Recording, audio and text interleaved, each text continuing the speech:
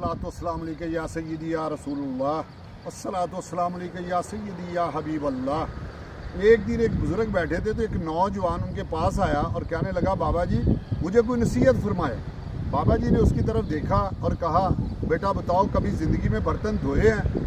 तो वो नौजवान बड़ा हैरान हुआ कि बाबा जी ने क्या सवाल कर दिया। तो कहने लगा, जी बाबा जी मैंने बर्तन धोए हैं। तो कहते फिर पता है आपको कि बर्तन को बाहर से कम और अंदर से ज़्यादा धोया जाता है। तो कहता बात तो ठीक है आपकी।